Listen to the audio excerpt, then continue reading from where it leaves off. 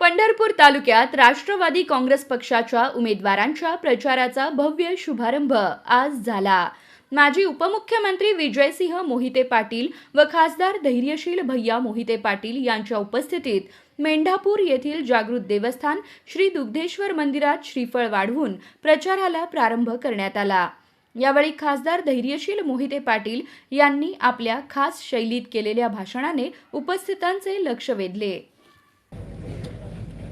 मी अजून बरीच मंडळी असतील, आम्ही सगळ्यांनी ग्रामपंचायतीचा कारभार बघितलाय, पंचायत समितीचा कारभार बघितलाय, झेडपीचा कारभार बघितलाय आणि आज त्याचंच इलेक्शन लागलेलं आहे. वसंतनाना आठवत असेल, दादा ग्रामविकास मंत्री असताना आपण पंढरपूरचं नाना इकडे सभापती होते आणि मी महाशिरसला सभापती होते. आम्ही दोघांनी एकही गाव असं सोडलं नाही की जिथं 25-15 निधी आला आणि गावठाण जे आहेत आपली गावातले रस्ते कधीच सिमेंटचे झाले नव्हते. ते आमच्या दोघांच्या काळात सगळ्यात जास्त रस्ते पंढरपूर तालुक्यात, महाशिरस तालुक्यात, माडा आणि अख्ख्या सोलापूर जिल्ह्यात आम्ही करायची. जेवढी काही सभापती लोकांची टीम होती त्यावेळेस केली. जिल्हा परिषद म्हणजे काय, दरवर्षी जिल्हा परिषद सदस्य 1000 किलोमीटरचा रस्ता 30 लाखाचं काम आणायचं, डांबरीकरण करायचं, 25-15 निधी आणायचा, त्याच्यातून कामं करायची, पाणी पुरवठ्याची कामं करायचं, त्यातून प्रत्येक वाडी वस्ती कशी पाणी मिळेल, स्वच्छ पाणी कसं मिळेल याचं काम जिल्हा परिषदेचे सदस्य, पंचायत समिती सदस्य करायचे. इरिगेशनचे बंधारे असतील, लोकोपाट बंधारे, त्याची कामं कशी पूर्ण होतील याच्याचं जिल्हा परिषद सदस्य बघायचे. परंतु गेले 7 वर्ष सरकारने इलेक्शनच लागून दिलं नाही आणि फक्त पालकमंत्री कोण जो असेल आणि तो सरकारी अधिकारी यांनीच सगळं ठरवायचं. त्यामुळे गावगावचा विकास गेल्या 7 वर्षात थांबला. बघायच्या अभिजित बाबांनी जसं सांगितलं, कोर्टाच्या हिसक्यानंतर इलेक्शन आता लागलेलं आणि खऱ्या अर्थाने जनतेचे प्रतिनिधी आता त्या जिल्हा परिषदेच्या सभागृहात जातील आणि निधी तुमच्यापर्यंत.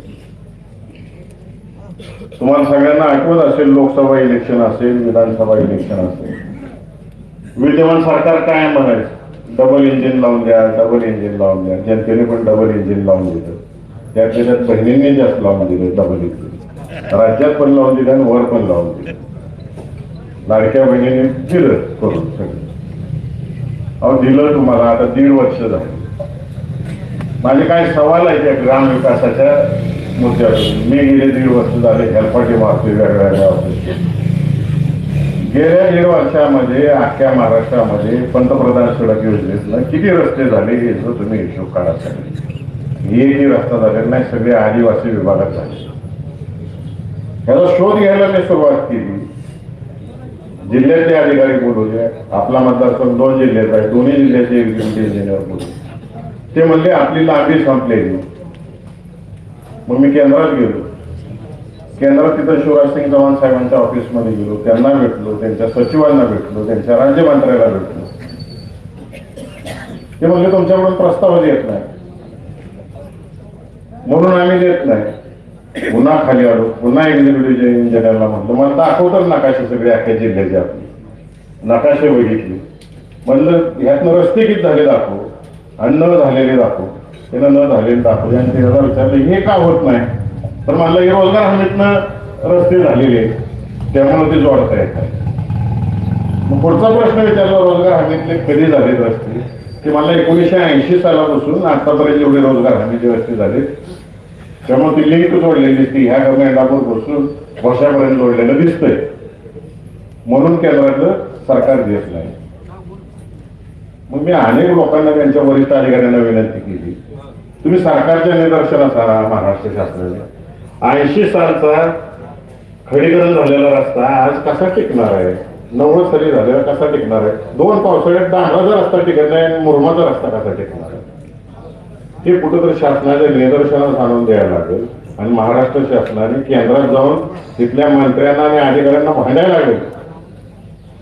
1.5 वर्ष झालं प्रत्येकाला भेटून सांगतोय, तुम्ही डबल इंजिन जोडून दिलेला आहे महाराष्ट्रातल्या जनतेला, डबल इंजिन जोडून सुद्धा काही फायदा नाही. यांना डोक्याचाच भाग नाही किंवा महाराष्ट्राचा विकास करायचा नाही. सर्वसामान्य माणसांना चांगले रस्ते मिळावे हे देणं घेणं पडलेलं नाही. मध्यंतरी मी लोकसभेत हा प्रश्न उपस्थित केला आणि दररोज आपण त्या त्रासाला सगळीच अख्ख्या महाराष्ट्रातील जनता त्रास देते. रेडिओवर मात्र दररोज सकाळी ऐकतो आपण, हर घर नल, हर घर पाणी, स्वच्छ पाणी आहे का नाही. जाईल तिकडे जाहिरात आहे, तर ती काय नळ घराघरापर्यंत पोहोचत नाही अजून सुद्धा. का पोहोचत नाही? केंद्राचे जेवढे पैसे आले, महाराष्ट्र शासनाने सगळे पैसे वापरले आणि महाराष्ट्र शासनाने एवढा हिस्सा द्यायचा आहे ते पैसे देत नाहीत. म्हणून महाराष्ट्रातल्या सगळ्या पाणीपुरवठा योजनांची कामं ठप्प आहेत, बंद पडलेले. एक कॉन्ट्रॅक्टर पुढं काम करायला तयार. सोलापूर जिल्ह्यातले सगळ्या गावातली कामं आपली आहे अशी थांबलेली. ह्याच्यावर कोण काही बोलत नाही. डीपीडीसी झाली, नवीनच फॅड निघाले. आपल्या जिल्ह्यामध्ये चंद्रकांत दादा होते तोपर्यंत निधी आला. कुठल्या पालकमंत्र्यांनी कोणतंही सरकार असो कधी भेदभाव केला नाही. गेली वर्षभर झाला विरोधातल्या एकाही आमदाराला आणि एकाही खासदाराला 1 रुपया निधी दिलेला नाही. आम्ही कामं सुचवलेली गावं ही काय पाकिस्तानातली गावं आहेत का बांगलादेशातली गावं आहेत? या महाराष्ट्रातलीच आहेत ना. तुम्ही सगळे नियम निकष धाब्यावर बसून जे लोकप्रतिनिधी नाही, तुम्हाला ज्यांना द्यायचा अधिकार नाही, अशांच्या सूचनेवर तुम्ही निधी वाटायला लागला. द्या, त्याच्याबद्दल काही आमचं म्हणणं नाही, तुमचं सहकार आहे. परंतु आम्ही सुद्धा जनतेने निवडून दिलेले प्रतिनिधी आहोत, जनतेने पाडलेले प्रतिनिधी नाही. त्यामुळे आता मी ठरवले, मी सगळी कागद गोळा केलेली आणि मी आता हायकोर्टात जाणार आहे. हायकोर्टात जाऊन ह्यांना इसका दाखवणार आहे. अख्ख्या महाराष्ट्रालाच नियम करून टाकतो तिथं कोर्टापुढे. माझ्या जनतेला, माझ्या लोकांनी मागणी केलेल्या प्रत्येक रुपया आम्ही टॅक्स मधनं भरलेला आहे आणि आमच्या जनतेला मिळायला पाहिजे. त्यात कोणतीही तडजोड करणार नाही आणि तो निधी मिळवून दिल्याशिवाय आम्ही दोघंही स्वस्त बसणार नाही.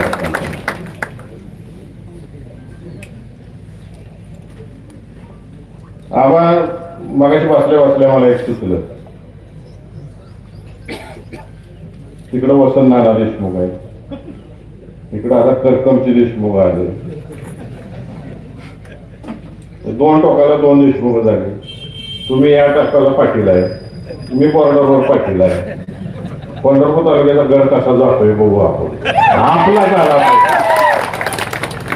आपण सगळ्या बाजून संरक्षण करू. आपली जबाबदारी, आपल्या कार्यकर्त्यांना निवडून आणण्याची 100% जबाबदारी आपल्या चौघांची. त्यामुळे चिंता करायची गरज नाही. कारण मी मोठे दादांचा पवार साहेबांचा आशीर्वाद असल्यावर या माढा लोकसभा मतदारसंघातली जनता एवढी हुशार आहे. नगरपालिका इलेक्शनला कर्मा आली का व्हायची, कुर्डवाडी आली का यांची, अकलूज आली का यांची, पंढरपूर आली का यांची, सांगोल आली का यांची, मंगळवेढा आली का यांची. सोलापूर जिल्ह्यातली ग्रामीणची जनता ही अत्यंत स्वाभिमानी आहे. याद राखा, जनतेला दिवसायला जाऊ नका. लोकसभेला तुकडा साफ केलाय, विधानसभेला केलाय, नगरपालिकेला केलाय आणि आता कशाचा करायचंय? काय करायचंय? पूर्ण तुकडा साफ करायचाय. यांना पाणीच दाखवायचंय आपल्या जिल्ह्याचं काय आहे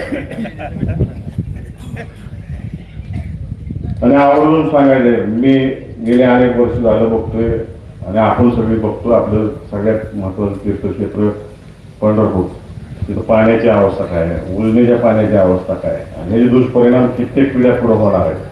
म्हणून मी केंद्रीय पोल्युशन बोर्डाला जाऊन भेटलो आणि ते माझ्या विनंतीवर आता येत्या 28 तारखेपासून 30 तारखेपर्यंत केंद्राची पोल्युशन बोर्डाची टीम भीमा नदीचं सर्वेक्षण करण्यासाठी जाणार आहे.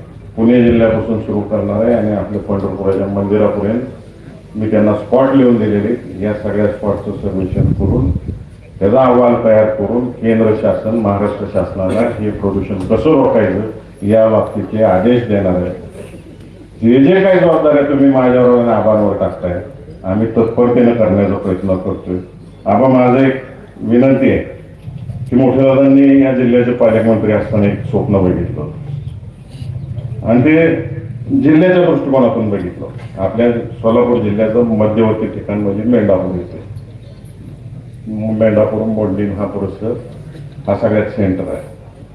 आबा आपण दोघं मिळून 1000 एकर जमीन शोधून काढायची आणि आपल्या जिल्ह्याचं एअरपोर्ट इथं झालं पाहिजे. सगळ्या तालुक्यांना इथून येता जाता MIDC तर आल्याच पाहिजे, परंतु पंढरपूरला येणारा भाविक सुद्धा आपली शहर कधी वाढणार आहे जेव्हा दळणवळण व्यवस्थित होणार आहे. दादांनी त्या काळी बांधकाम मंत्री असताना 3 पदरी रस्ते केले, पंढरपूरला जास्तीत जास्त भाविक यावे. नंतर दादा खासदार झाले, दादांनी गडकरी साहेबांना पत्र लिहिलं, गडकरी साहेबांनी सगळेच रस्ते पंढरपूरच्या दिशेने येणारे 6 पदरी केले. आपला हा एवढा राहिला होता ते सुद्धा मी पत्र गडकरी साहेबांना दिलं, सर्वे झाला, आता त्याची टेंडरची प्रोसेस चालू झालेली आहे. म्हणजे आपला टेंभुर्णी पंढरपूर रस्ता सुद्धा पूर्ण 4 पदरी होऊन जाणार आहे आणि सिमेंटचा रस्ता होणार आहे. जे काय करता येते ते होतंय. विमानतळ जर झालं आणि ह्या परिसरात झालं तर पूर्ण जिल्ह्याचं सेंटर होणार आहे आणि यातून नुसतं प्रवासी वाहतूक होणार नाही, आपल्याला बघायचं आहे कार्गो वाहतूक कशी होईल. म्हणजे या भागात जे काही बेदाणा उत्पादन होते, केळीचं उत्पादन होते, जे काही शेतीमालाशी निगडीत गोष्टी आहेत त्या देशभर गेल्या पाहिजेत, परदेशात गेले पाहिजेत. या दृष्टिकोनातून आपण प्रयत्न करूया. आणि मी तसंच आपण केंद्राच्या RDSS योजनेमधून 5 MVAचा मेंढापूर सबस्टेशनला ट्रान्सफॉर्मर उपलब्ध करून दिला. जेवढं काही केंद्रातून निधी आणता येतोय तो आणण्याचा आपला प्रयत्न चालू आहे आणि त्याचा फायदा सर्वसामान्य जनतेपर्यंत कसा करून देता येईल या दृष्टिकोनातून आमच्या सगळ्यांचा प्रयत्न असेल. मी या ठिकाणी आपल्याला ग्वाही देतो आणि आदरणीय आबांच्या